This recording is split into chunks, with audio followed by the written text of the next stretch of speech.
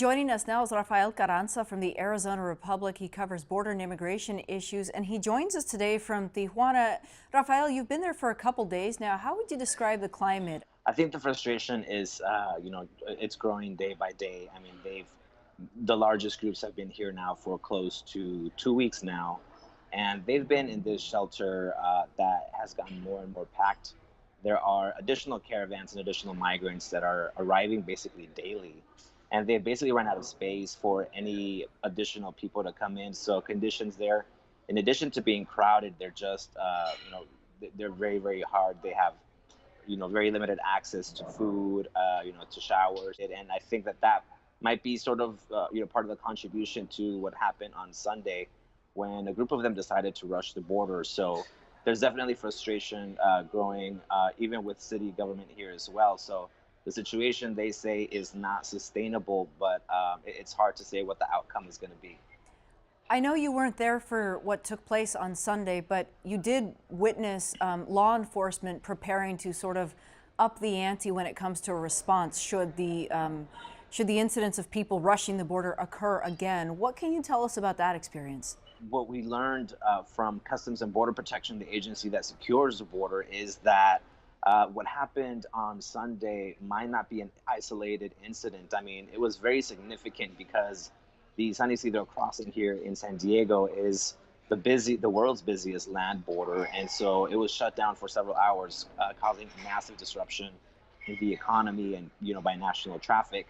And what CBP told us is that if something like that were to happen again, they won't hesitate to shut it down once again to keep the traveling public secure and to protect the borders. And what was really interesting too is that they mentioned that this wasn't just a possibility in San Diego anymore, but that they were taking precautions all along the California border and even in San Luis, Arizona, since it is on the way to Tijuana on the federal highway here on the Mexican side. Any indication that some of this traffic could begin to migrate into Arizona, perhaps even Texas? And I also know the Mexican government is trying to help some of these individuals return home if they'd like to. Well, that's certainly the desire from the state and local governments here in Baja California and Tijuana. They're asking the federal government to reroute these caravans if they continue making their way to the border and send them to other border communities because they say they're overwhelmed.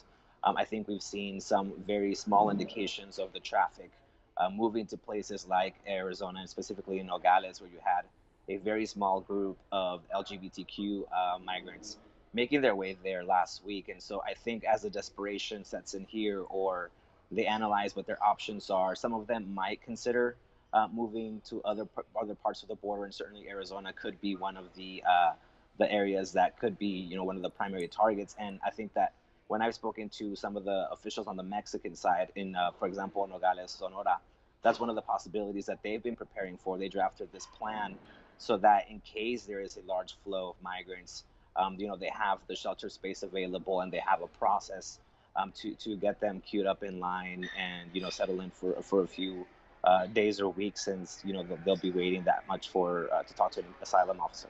Okay, Rafael Carranza reporting from Tijuana for the Arizona Republic. Thank you so much for your time. Thank you for having me.